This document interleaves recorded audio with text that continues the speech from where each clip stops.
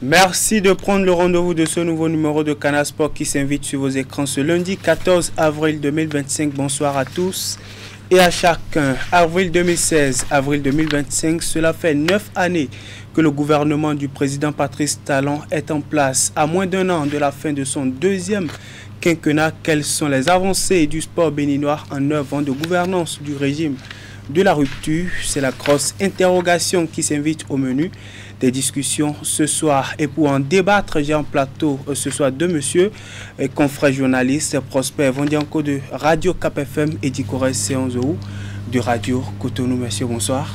Bonsoir Candy, bonsoir aux téléspectateurs de 43 Bénin. Bonsoir Prosper, bonsoir Candy, ravi de me retrouver ici pour débattre, donc surtout de ce sujet très important. Plaisir partagé avec vous, on fera le point dans un instant et puis dans exactement 14 jours, il y aura le premier coup de pédale du 20e Tour cycliste international du Bénin. Que faut-il savoir sur l'édition 2025 de cette course cycliste par étape organisée depuis 1992 au Bénin? On en saura un peu plus dans la rubrique exclusivité avec Roméo Atrazoumen. Il est le président de la fédération béninoise en charge de cette discipline au Bénin. On n'en est pas encore là, démarrons déjà par le factuel et c'est à travers notre rubrique Fil Info.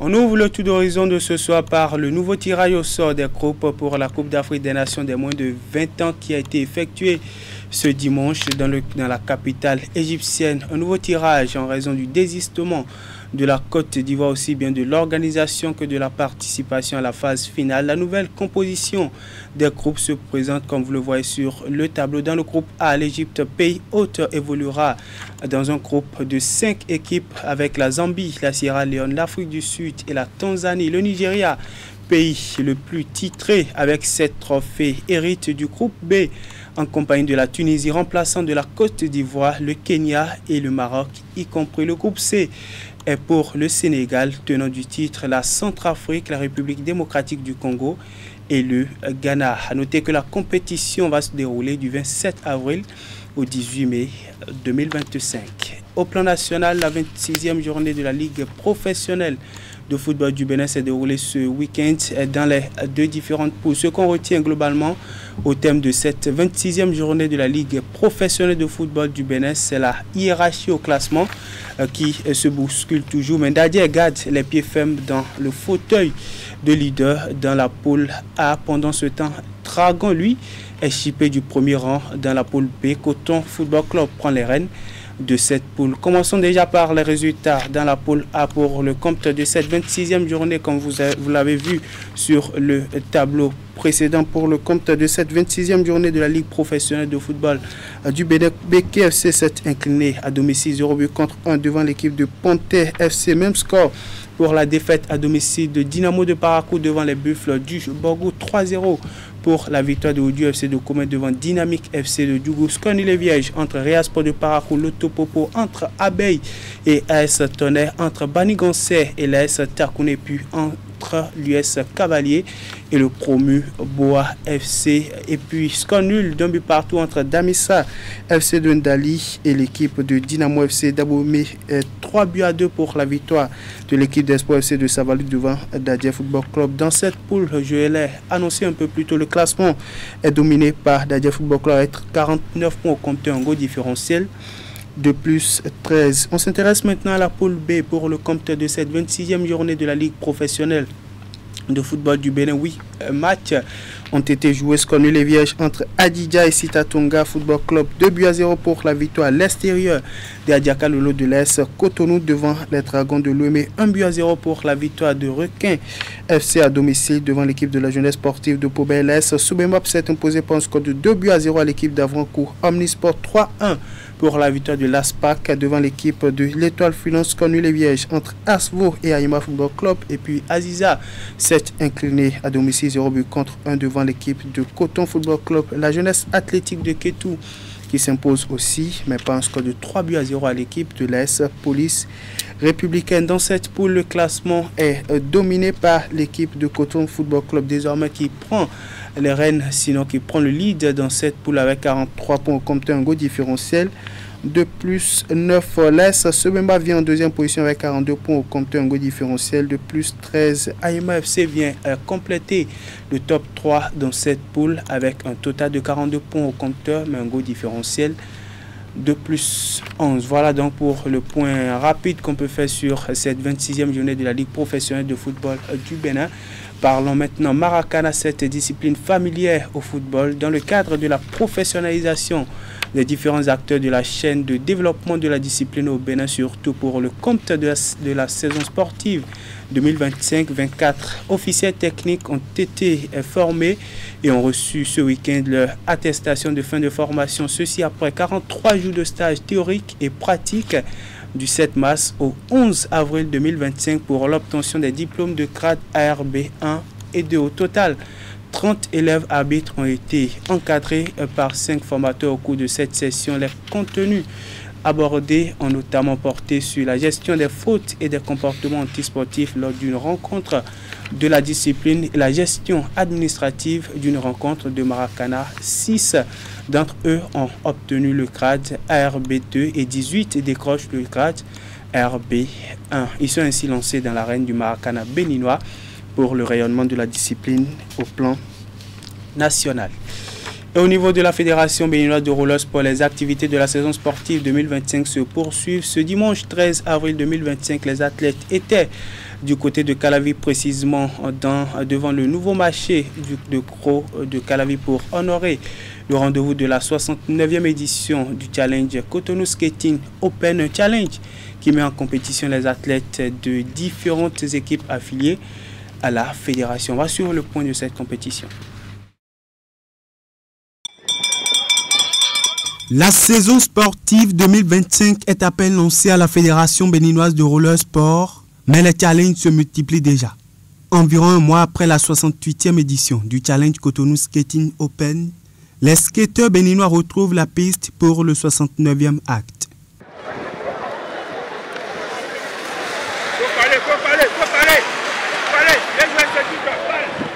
Pas d'erreur. Les croisés, allez plus bas. Vous maîtrisez les pieds. Au-delà de son caractère de mise en jambe des athlètes, cette compétition sert cette fois-ci non seulement de plateau d'évaluation, mais aussi de détection pour la prochaine joute internationale, celle qui s'annonce dans les mois à venir. Au speed skating, la gestion des virages est très importante pour finir sur le podium. Astuce qui marche bien pour Mohamed Demba Diallo dans la catégorie élite, qui termine premier au niveau des 2 épreuves dans lesquelles il compétit. Après ça, il faut continuer à mener le même travail pour les prochaines éditions pour ne pas perdre cette première place. Je tiens à remercier mes coachs, mes parents, tous ceux qui m'accompagnent au jour le jour dans mes entraînements, surtout tant au niveau scolaire qu'au niveau sportif, et surtout mes parents. Je tiens à les remercier. Durant plusieurs heures, environ 300 athlètes de catégorie mini, super mini, cadet et élite se sont mesurés dans 3 épreuves dont le speed skating, le skateboarding et le inline freestyle. Ils ont donné le meilleur d'eux-mêmes et ça nous permet, avec les coachs, de savoir quel apport est donné aux athlètes pour l'amélioration des performances et en collaboration avec les coachs des différents clubs, parce que ce sont les clubs qui viennent en compétition, travailler avec eux pour qu'ils puissent bien faire le travail au sein de leur club afin que nous ayons de bonnes performances sur nos challenges. Au cours de ce 69e challenge Cotonou Skating Open, les officiels techniques de la fédération ont eu à enregistrer les premières performances de la piste des différents athlètes. Rendez-vous dans 2 semaines pour un nouveau test afin d'enregistrer les 2e performances de la saison.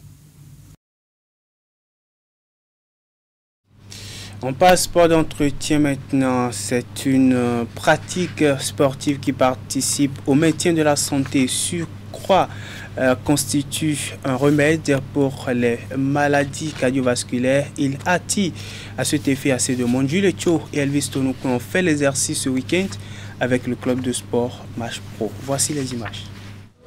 Habillés en maillot jaune et bleu, ces athlètes, visages dégoulinants de sueur, entretiennent leur santé par la pratique de la marche. Dans la foulée, ils expriment leur joie à travers les bienfaits que le sport leur procure. Le sport, ça fait du bien, hein? Ça fait du bien pour l'organisme. Ça fait tellement du bien. Quand tu ne fais pas du sport, mon frère, tu es malade. Sans le sport, je ne peux plus même vivre. Parce que le sport, c'est la santé. Oui. Sans le sport, on peut tomber vite. Les maladies peuvent nous attaquer vite. Avec le sport, on prévient beaucoup de maladies. Après 3 tours de marche effectués sur une distance d'environ 2 km, il se positionne sur ses pavés pour l'exécution des différentes activités de la matinée. Dans une ambiance conviviale, suivie d'une coordination des gestes, ils mettent sans embâche en pratique les consignes distillées par le coach. Et malgré la fatigue qui gagne certains dans le groupe pour cause d'enchaînement des différentes activités, ils ne lâchent point.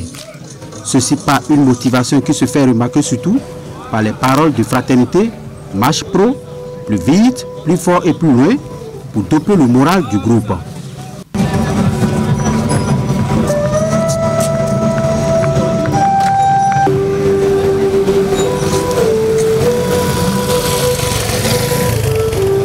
Nous associons de petites foulées, parfois, après la marche, quelques minutes de petites foulées. Et quand on revient ici, à l'emplacement ici, on a l'aérobic aussi que nous déroulons ici. Donc avec la musique, accompagnement de musique, on fait l'aérobic, on fait travailler tout le corps. Maintenant, après l'aérobic, il y a l'étirement que nous faisons après pour remettre les muscles encore en place, pour permettre aux uns aux autres de pouvoir quand même se soulager un peu. Le Qigong fait partie des 3 arts internes chinois. Ça fait partie des arts thérapeutiques chinoises cachés qui se font généralement dans les monastères de Shaolin. C'est vrai qu'on a sorti un peu le Qigong des couvents pour permettre à la population de se maintenir en forme sans trop se forcer. Mais rassurez-vous, c'est aussi difficile. À l'issue des différents exercices, Dame Aurore retrouve sa forme et s'engage sans cesse pour la pratique du sport. Actuellement, j'avoue que je me sens beaucoup plus légère. J'ai beaucoup transpiré et vous savez qu'avec les activités sportives, on perd beaucoup de calories. Donc c'est un gain de perte de poids auquel j'aspire beaucoup. Donc je me sens quand même beaucoup plus léger. En venant, c'était un peu avec beaucoup de... pas trop de gaieté, mais actuellement je me sens très gaie et très légère.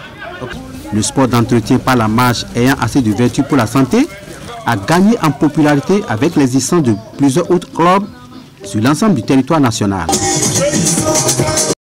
Merci à Jules et Elvis Tonoucoin pour cet exercice physique du week-end. On va à présent installer le plateau de discussion.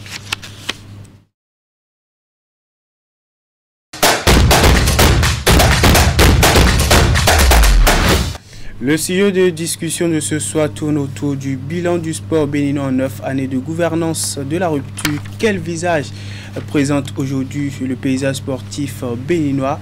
C'est justement la grosse interrogation au cœur de Canal Sport ce soir. Mais monsieur, à nouveau, bonsoir. Bonsoir. Bonsoir, chers confrères.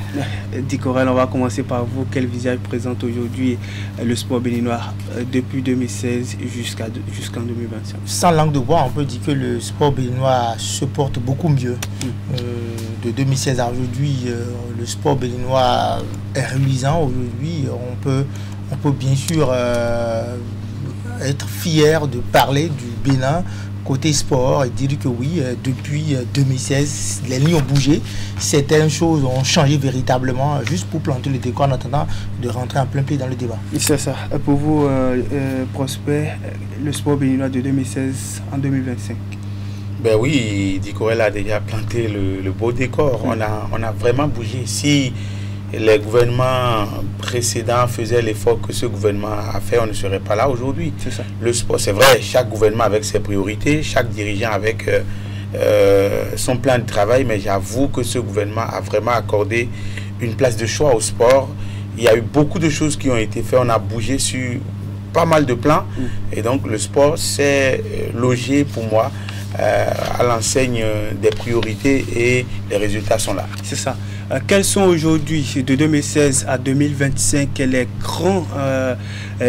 grandes articulations, surtout en termes de réformes engagées par le gouvernement du président Patrice Talon pour la professionnalisation et surtout le rayonnement du sport béninois, aussi bien au plan national qu'à l'international? On a essayé de concocter pas mal de choses qu'on a pu glaner ça et là, et qu'on vous propose à travers cet élément que nous a aidé à justement transmettre dans ce récit Esther Tofa.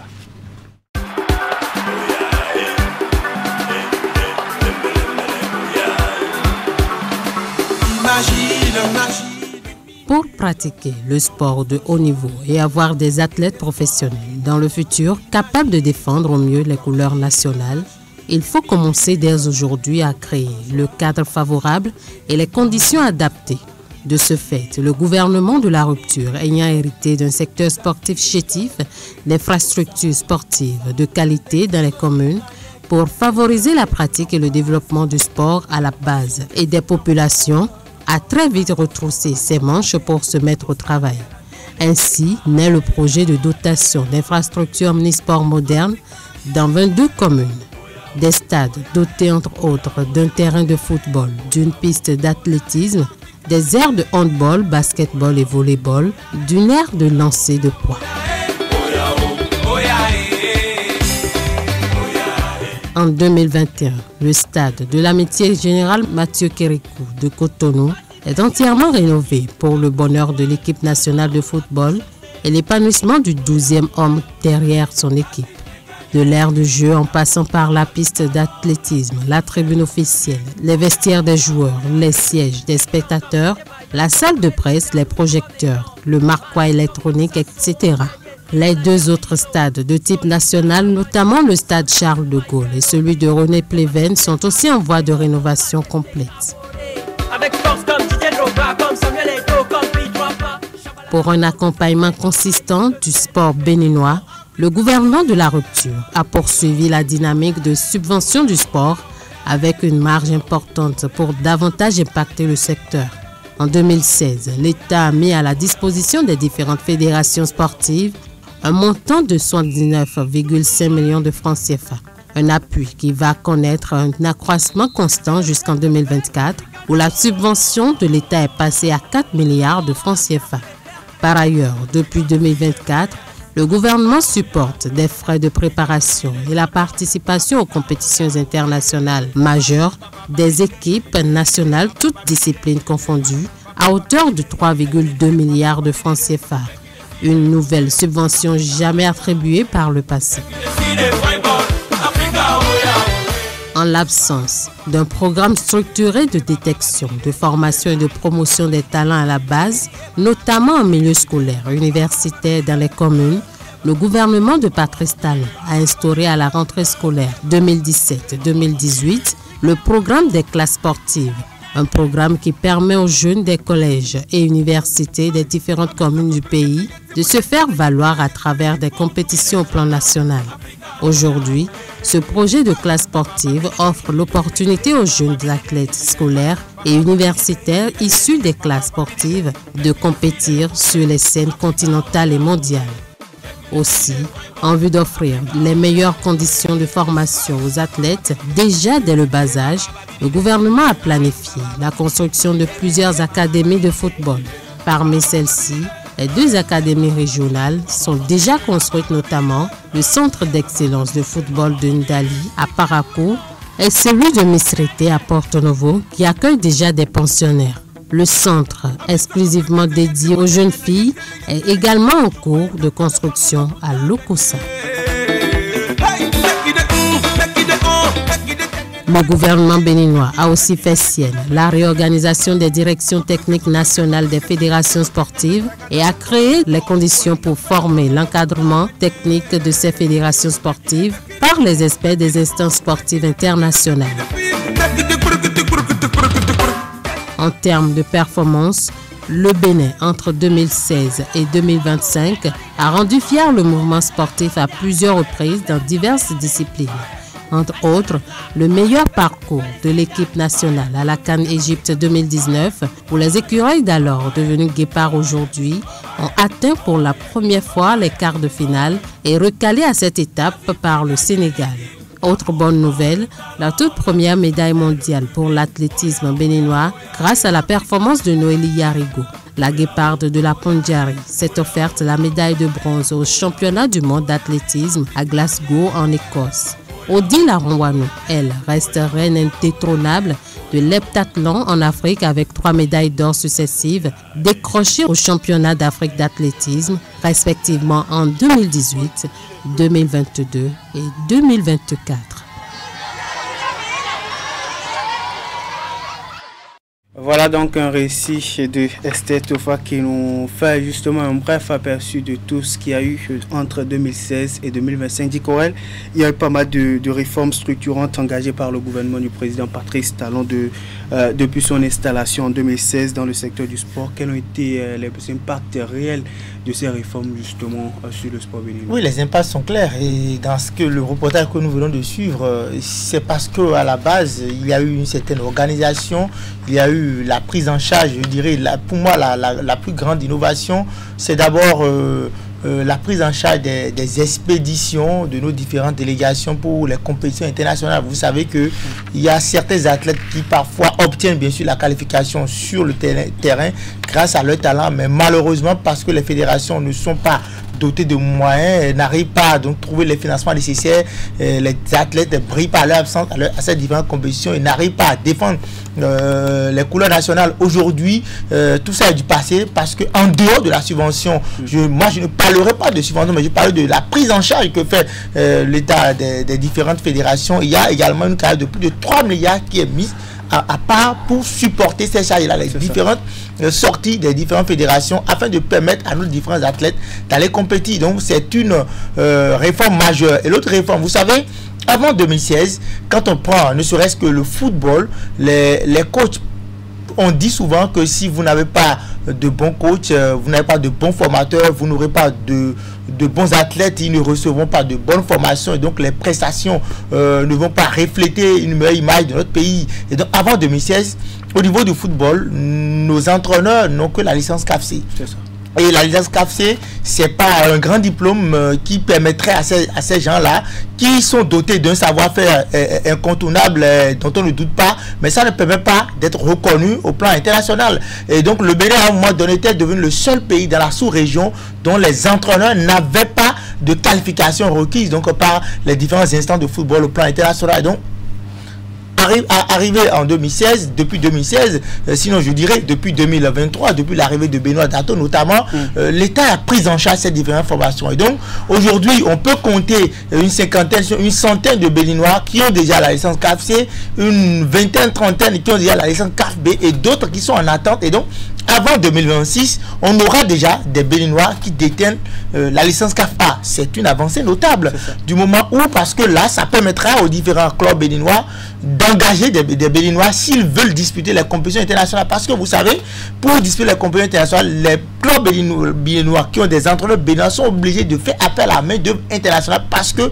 les Béninois n'avaient pas ce diplôme-là. Et quand on prend le championnat béninois, il y a 3 mois, il n'y a que 9 Béninois sur les 36 clubs, il n'y a que 9 Béninois qui coachent. Aujourd'hui, sinon demain, on pourra avoir 100% de Béninois parce qu'ils ont les diplômes. Et au plan infrastructurel, là encore, c'est un régal. On a 22 stades omnisports qui permettront donc aux différentes fédérations d'organiser des compétitions au plan local, parce que ce ne sont pas des stades qui pourront abriter des compétitions internationales. Mais déjà, si au plan local, vous avez des infrastructures qui vous permettent de compétir, de préparer vos différentes compétitions, de compétir entre vous sur les infrastructures aux normes, ça vous permet, une fois arrivé au plan international, de ne pas se sentir dérangé ou bien de ne pas vous retrouver parce que vous avez découvert, c'est une fois au plan international que vous découvrez les pelouses aux normes, que vous découvrez les infrastructures aux normes, ça dérange et ça a un impact, je dirais, négatif sur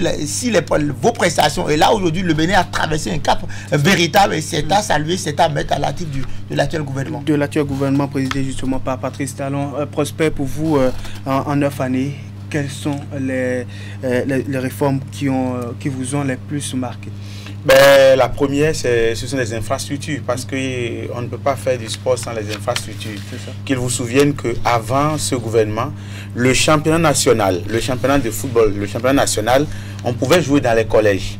On jouait, si vous voulez, le club d'Avrancourt jouait au CG Avrancourt. Il y a plein de clubs d'élite qui jouaient dans les collèges. Ça ne s'entendait pas. Maintenant que le gouvernement a choisi de mettre sur pied la construction des infrastructures, aujourd'hui, tous les clubs évoluent dans des conditions footballistiques assez intéressantes. Et il n'y a pas que le football. Dicorel parlait de la formation des entraîneurs de foot, mais je vous assure, on en a formé dans presque 6 disciplines depuis 2023. Il y a eu les entraîneurs de basket qui ont été formés.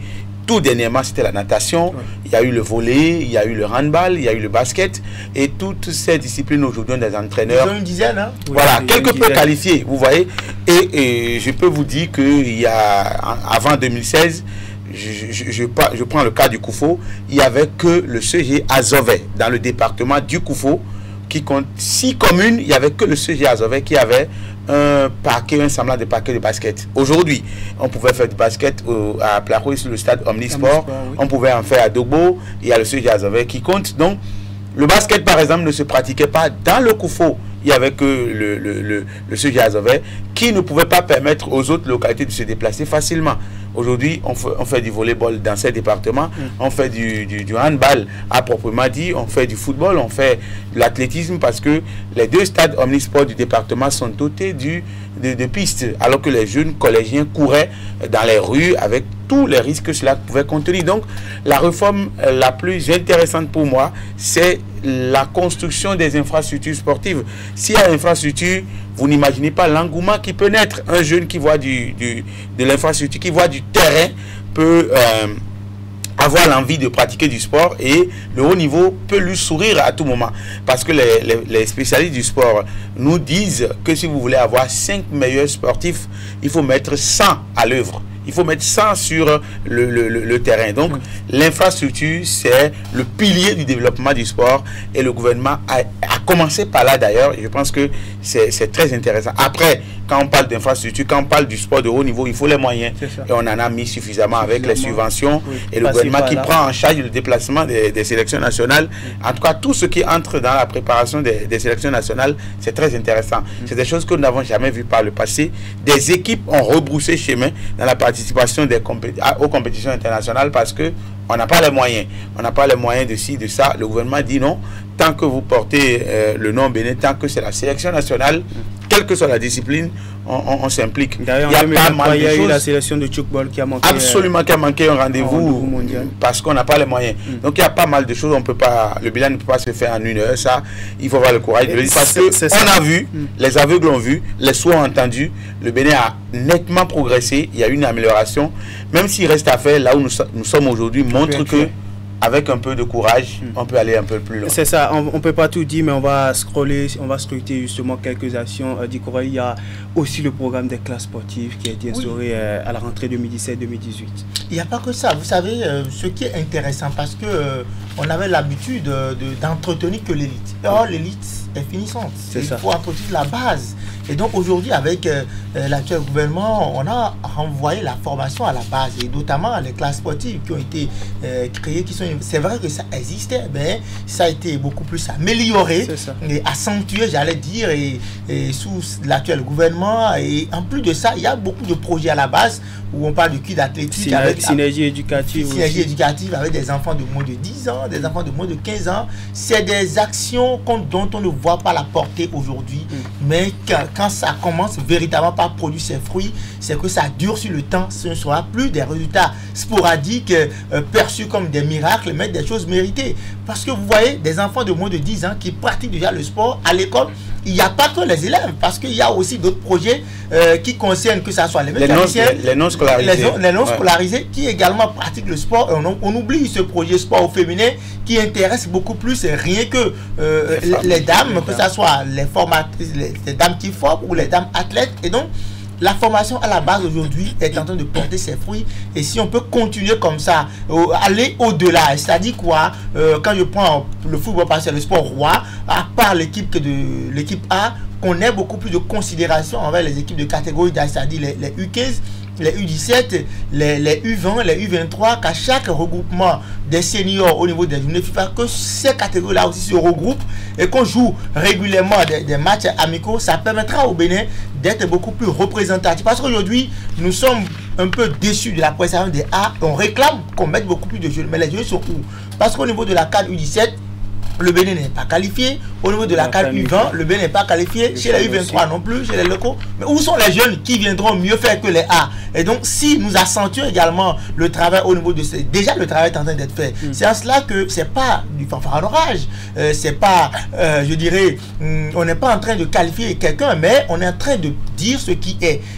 Dans un passé récent, Prosper ne me dira pas le contraire. Seuls les entraîneurs de l'équipe de catégorie, de l'équipe senior, ont les contrats avec l'État. Les autres n'en ont pas, ils n'existent même pas. Aujourd'hui, on sait qu'ils ont signé des Béninois, que ce soit pour les U17, les DTN aussi. Les DTN, donc même si le salaire n'est pas encore le gouvernement a même recruté des experts. C'est ça. Qu'on a déployé dans nos contrées aujourd'hui. L'autre chose qu'il ne faut pas oublier, quand on parle de réforme et on parle de classe sportive, les fruits ont déjà tenu en quelque sorte la promesse des fleurs.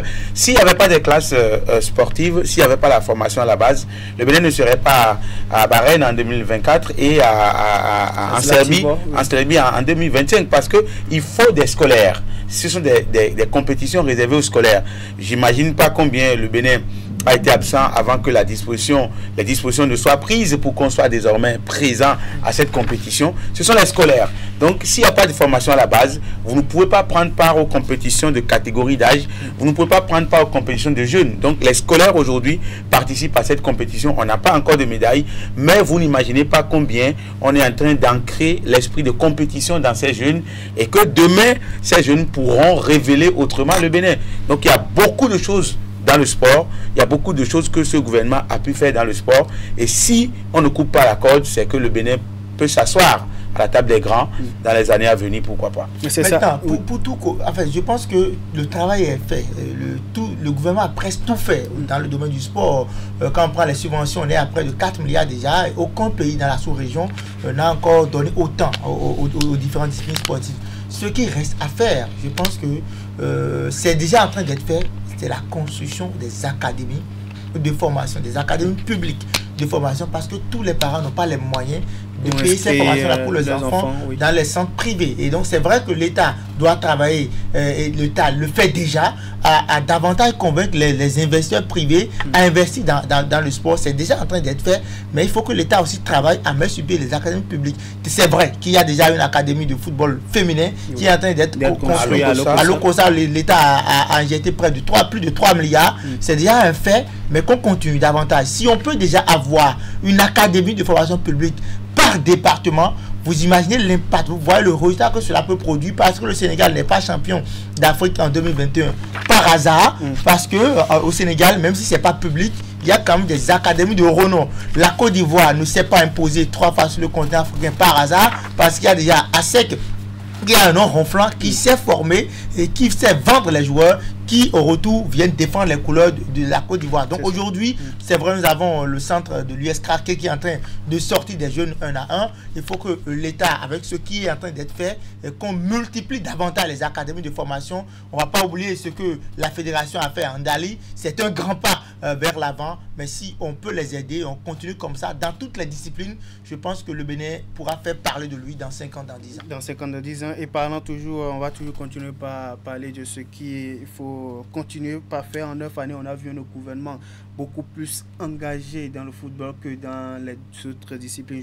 Je dis les choses comme ça. On a eu l'UTT, la réorganisation des directions techniques nationales au niveau des différentes fédérations sportives. Est-ce que vous ne pensez pas qu'aujourd'hui, les autres disciplines ont aussi besoin de la même attention de la part du gouvernement? Je ne suis pas trop d'accord quand vous parlez du football. C'est vrai, c'est le sport roi qui a pris la bonne partie, mais il n'y a pas que le football. Le gouvernement a impliqué beaucoup. Si on construit les stades omnisports et qu'on pense à 3 ou 4 autres disciplines, c'est déjà important. Il y a le basket, il y a le volley, il y a le hand et il y a les pistes d'athlétisme qui sont considérées, qui sont prises en compte dans ces... Il n'y a pas que ça, le Bénin veut être présent. On a beaucoup fait pour le football, nous sommes d'accord. Oui. C'est le sport roi, ça se passe comme ça dans tous les pays, mais on n'a pas oublié les autres sports. Il y a eu de la place pour les autres sports. Maintenant, il faut que les fédérations prennent la relève. L'État ne fait pas tout. Dans un pays en matière de sport, l'État ne fait pas tout. Il y a l'État qui vous donne les premières armes, et puis ce sont les fédérations qui prennent le relais, qui ont délégation de pouvoir de l'État, qui prennent le relais par la suite. Donc, ce que le gouvernement a fait, c'est déjà très important. Il y a eu de la considération pour plusieurs disciplines. La preuve, on parlait de la formation des formateurs tout à l'heure. Donc, on n'a pas formé que des entraîneurs de football. On a formé au volley, on a formé au hand, on a formé au basket, on a formé même en natation. C'est déjà important que le gouvernement prenne la relève, de donner un coup de main à ces fédérations en matière de formation de formateurs. Oui. C'est déjà important. On a beaucoup fait pour le foot, mais on n'a pas oublié les autres. Et nous demandions que la suite, qu'on continue, qu'on ne coupe pas la corde, que les autres disciplines, parce que ce sont les fils et filles du Bénin qui sont impliqués dans cette discipline, qu'on considère, qu'on prenne en compte. Nous avons des atouts ici chez nous. Hein. Quand vous prenez par exemple l'aviron, le Bénin a des atouts. Donc qu'on profite de ces atouts naturels pour valoriser les autres disciplines. Le travail est déjà en train d'être fait. Il faut féliciter le gouvernement pour la considération du sport, pour la place du sport aujourd'hui, la priorité qui est accordée au sport. Mais il ne faut pas s'arrêter, il faut continuer, il faut prier pour que le gouvernement qui arrive inscrivent aussi le sport comme priorité, parce qu'on ne sait pas combien le sport peut produire des ressources, combien le sport peut sortir les jeunes aussi dans le, comment on dit, dans le chômage, comment le sport peut promouvoir l'emploi. Donc il n'y a pas que les autres secteurs, le sport peut beaucoup faire. Si on veut que les jeunes sortent du sous-emploi, les jeunes sortent du chômage, il faut aussi avoir une... Alors les résultats déjà contredisent notre cher animateur. L'État oublie les autres disciplines, mais écoutez, le Bénin n'est encore jamais champion d'Afrique au niveau du football. On est champion du monde en pétanque, on est champion d'Afrique au niveau de l'athlétisme. Ça veut dire que, mais sauf que dans tous les pays on est champion du monde de marathon. Voilà, les États parfois prennent une discipline et en fait une vitrine. Aux États-Unis, on parle du basketball, du football américain. Et en Angola, on parle du handball. Et donc, au Bénin aussi, je pense qu'on a choisi des disciplines pilotes qui sont des vitrines et les autres suivent. C'est pas une raison pour que l'État oublie tout, mais il faut aussi que certaines fédérations se prennent véritablement au sérieux, parce qu'il y a des fédérations, on connaît, où on attend que l'État. Où on attend que l'État, on ne fait rien, on croise les bras, où les activités statutaires ne durent qu'une demi-journée, on attend que les subventions. Et donc, aujourd'hui, on demande aux gens de venir justifier, ils sont en train de courir dans tous les sens. Donc, tout le monde n'est pas organisé. Vous voyez un peu, c'est vrai que l'État et le parent ne va pas rejeter tout le monde, il va aider les autres à serrer les rangs. Vous savez, on oublie parfois les médias, les journalistes sportifs qui accompagnent. Vous savez, pendant longtemps, l'État ne finance que les fédérations telles que handball, basketball, volley, en oubliant qu'au niveau de cette discipline, il y a également le championnat professionnel. Quand les journalistes, on en a parlé au niveau du volley, handball, basketball, on finance également les clubs, même les supporters. Mais les journalistes sont oubliés parce que également chez nous, on n'est pas organisé. Il faut dire la vérité. Il faut que la presse sportive aussi s'organise, qu'on oublie les égos, qu'on se mette ensemble pour mettre. Parce qu'on ne peut pas soutenir des gens qui sont divisés. C'est la réalité. Ça fait partie des réformes aussi. Ça fait partie des réformes, c'est aussi la réalité. Mettons-nous ensemble, comprenons, nous oublions les égos et on aura aussi le soutien du gouvernement. C'est ça, on aura aussi le soutien du gouvernement. On a assez à dire sur le sujet, mais on ne va pas tout dire forcément ici parce que le temps qui nous est accordé, on va dire, imparti. En gros, monsieur, ce soir, on retient que le sport béninois de 2016 à 2025 a connu une réincarnation profonde. Oh oui, franchement, il faut appeler les choses par les noms. Patrice Talon a réussi quand même à réinventer le sport béninois. Il a montré qu'il maîtrise le sport, qu'il est un véritable pratiquant du sport, et grâce à lui, nous avons véritablement franchi une étape. Il a eu la chance d'avoir des gens qui l'ont accompagné, des dirigeants de certaines fédérations qui sont sérieux, qui n'attendent pas forcément les subventions de l'État. Ils vont sur le terrain, ils cherchent, et quand ils cherchent, ils prouvent à travers donc la gestion efficace et efficiente qui est faite de ces différents fonds-là.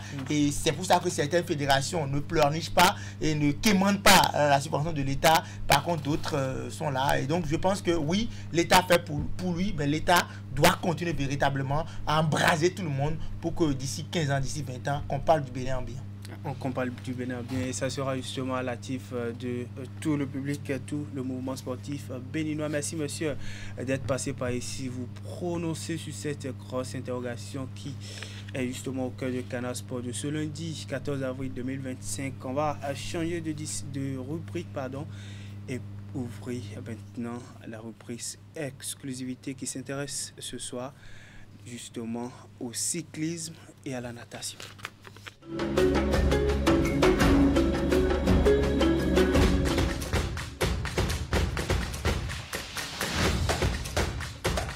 Bienvenue à cette nouvelle édition de Canal Sport, notre rendez-vous hebdomadaire qui chaque semaine vous permet d'avoir des nouvelles du monde sportif béninois et d'ailleurs. Matteo Arlenvi, vous le connaissez? Oui. Jouer loin de ses bases et se qualifier, ce n'est pas évident. Hein. Au départ, vous y croyez?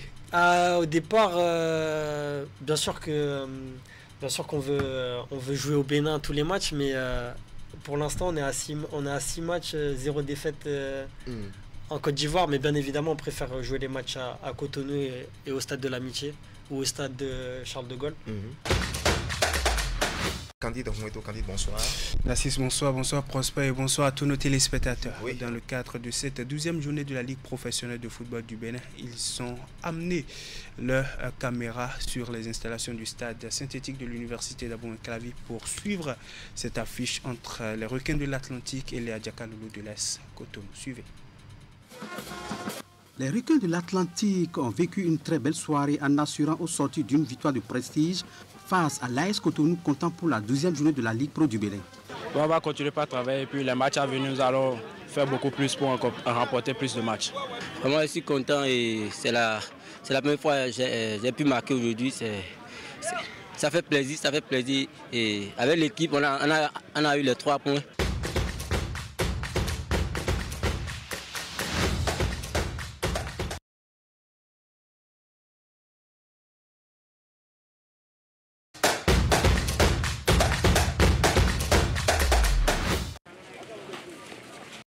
En exclusivité ce soir, nous recevons pour vous Romuald Razoumé. Il est le président de la Fédération béninoise de cyclisme. Monsieur Razoumé, bonsoir.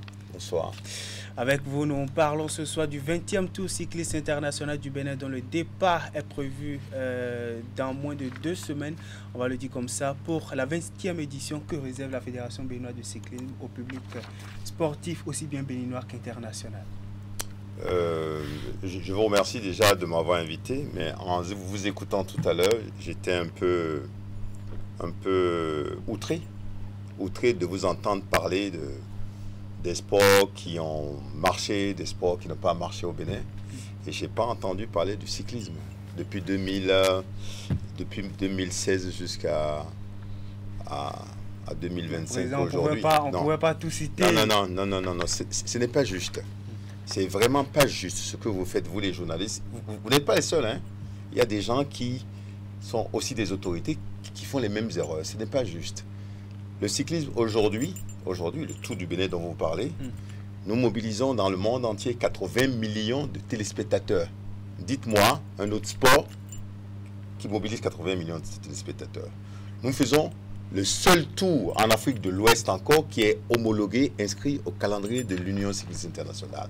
Et vous ne parlez pas de ça. Vous ne connaissez que le foot, le handball, le volleyball, tout ça qui tergiverse. Vous parlez d'académie, vous ne parlez pas d'académie de cyclisme, vous ne parlez pas d'académie de tous les sports. Vous parlez de claquer, de l'académie claquer. Vous ne pensez qu'au foot, vous ne pensez qu'à ces sports-là. Je vais vous dire une chose. Si vous continuez comme ça, vous allez tellement formater le pays à ce qu'on pense seulement foot, volley, handball, athlé. Non, écoutez-moi, je préfère vous le dire parce que vous savez, moi j'ai pas la langue de bois. Si ça ne vous convient pas, vous ne m'invitez pas prochainement. Le gouvernement de Talon a beaucoup fait pour le cyclisme. C'est-à-dire que nous sommes partis d'un point -0 à un niveau de respectabilité aujourd'hui et que personne ne néglige et que le monde entier ne néglige. Aujourd'hui, on a un espèce de l'UCI qui est en train de former les motards, la police et tout le monde pour une formation en sécurité. dans quelques jours, nous allons former les journalistes de la RCTB parce que les gens ne connaissent pas le cyclisme. Donc, on fait beaucoup, le gouvernement fait énormément.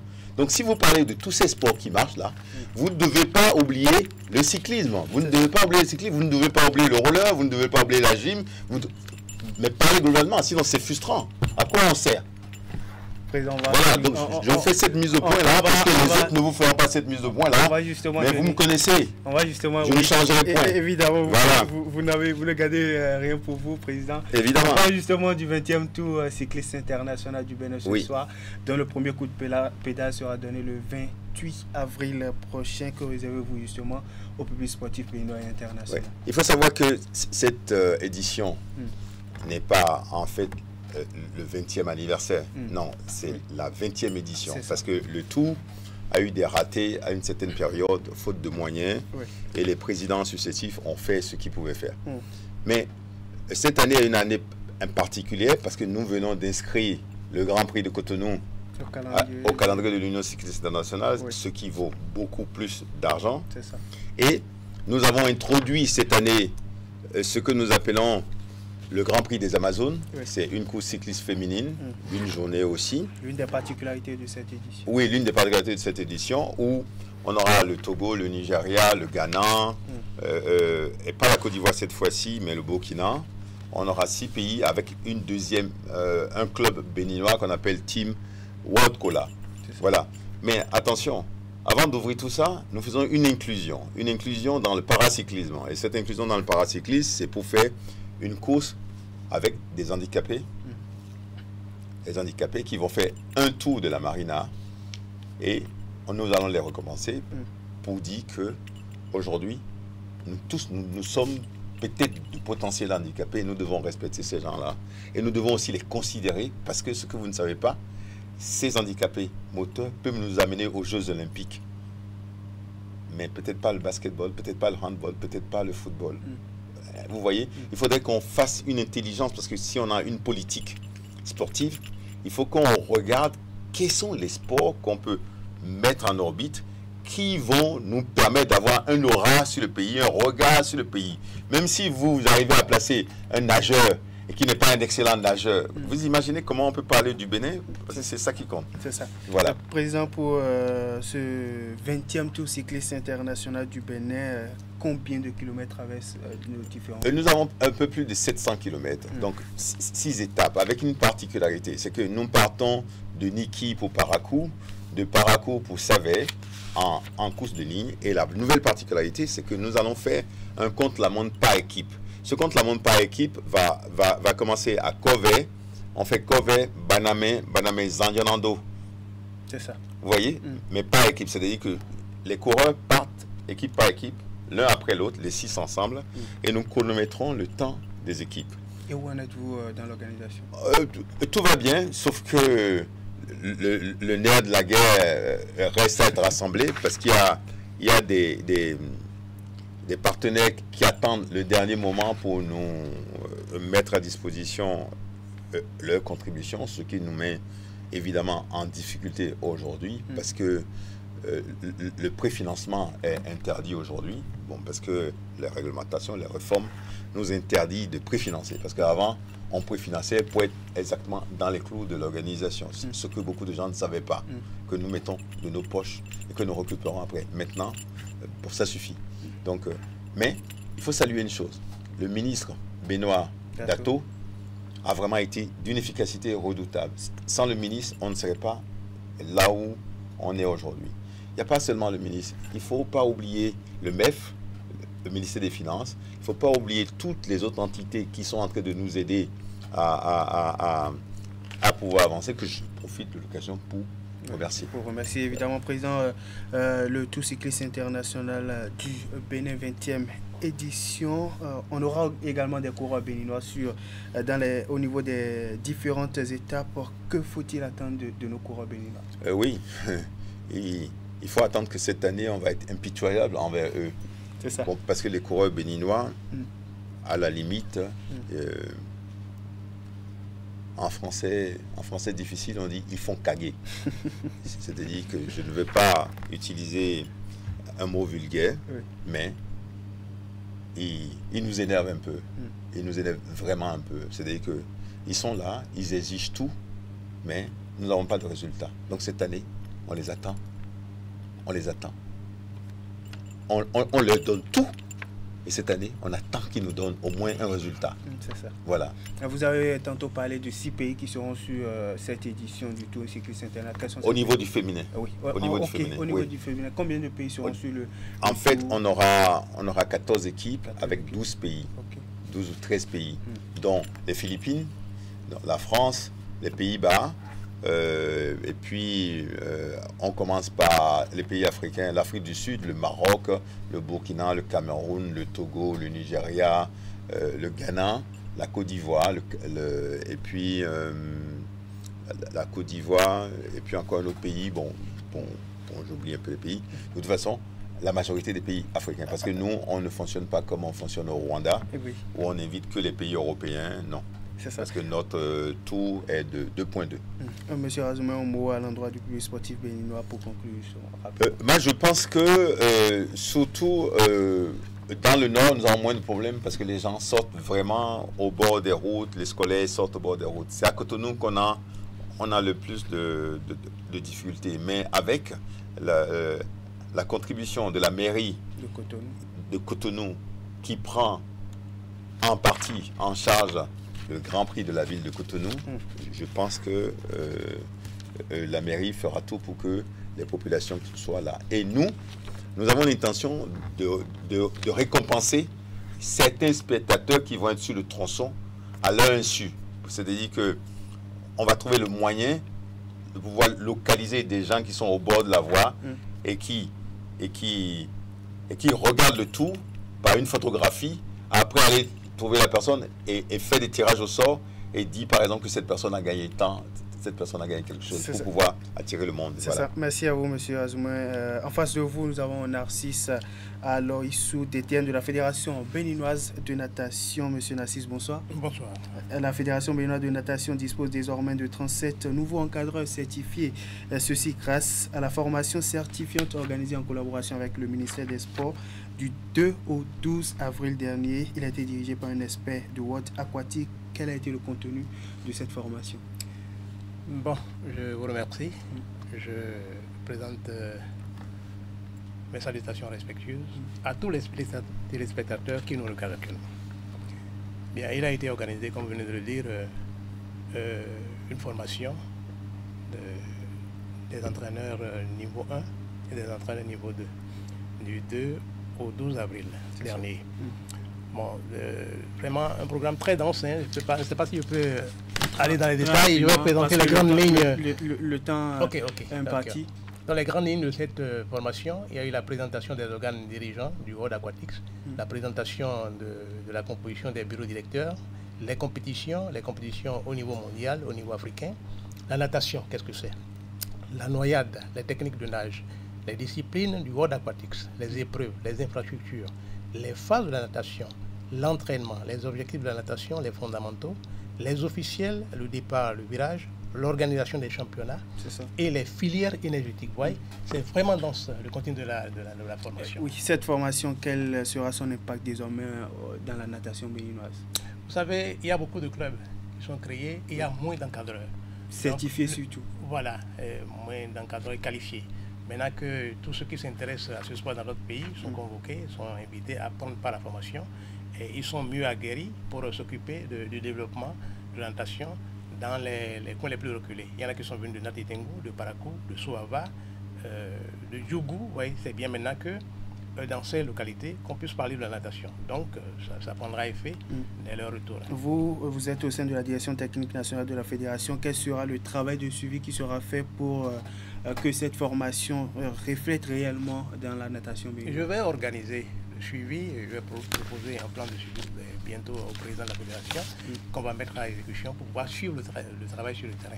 Après, bien sûr, leur avoir demandé le plan de travail, le programme de travail qu'on va planifier et aller les voir pour les aider. Et maintenant qu'ils sont mieux aguerris, je pense que ça va marcher. Monsieur Narcisse a réussi un mot pour finir. Bon, est-ce que vous savez nager? Vous qui me parlez là, vous savez nager? Bon, en quelque sorte. Très rapidement pour conclure. J'aimerais demander à tous ceux qui me regardent actuellement que la natation est un sport complet. qui présente beaucoup d'avantages, dont le plus important, la sécurité.